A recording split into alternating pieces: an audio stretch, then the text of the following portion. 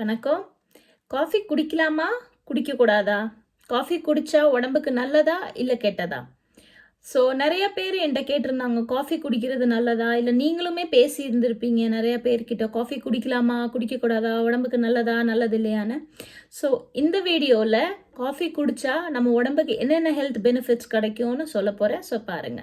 Coffee அளவா குடிச்சா உடம்புக்கு நல்லது.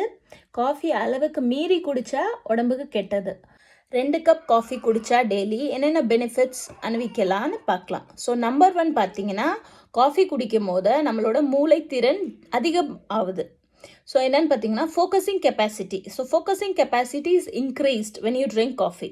2வது பார்த்தீங்கன்னா, அதில் கெஃபெஸ்டால்னு இருக்குது கம்பவுண்ட் காஃபியில்.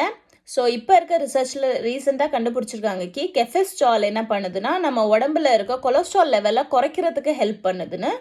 காஃபி குடித்தா நம்மளுக்கு நம்ம உடம்புல இருக்க பேட் கொலஸ்ட்ரால் குறையிறதுக்கு நிறையவே சான்சஸ் இருக்குது, இப்போ இருக்க ரிசர்ச்சில் சொல்கிறாங்க.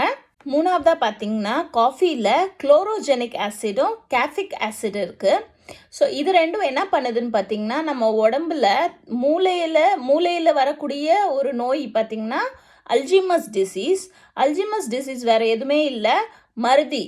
நம்மளுக்கு ஞாபக சக்தி கம்மிப்படுத்தி மறதி கொண்டு வர நோய் தான், மூளை நோய் தான் அல்ஜிமஸ் டிசீஸ். அது வர விடாமல் தவிர்க்குது காஃபி குடித்தா. 4வதாக பார்த்தீங்கன்னா, காஃபி குடித்தா அதில் குளோரோஜெனிக் ஆசிட் இருக்குன்னு சொல்லியிருக்கேன். அந்த குளோரோஜெனிக் ஆசிட் என்ன பண்ணுதுன்னா, நம்ம உடம்புல இரத்த அழுத்தத்தை கம்மி பண்ணுது, நம்ம உடம்புல பிளட் ப்ரெஷரை லோவர் பண்ணி கொடுக்குது. காஃபி குடிக்கிறவங்களுக்கு பிளட் ப்ரெஷர் எப்போதுமே கம்மியாக இருக்கும், ஹையாக சான்சஸ் கிடையாது.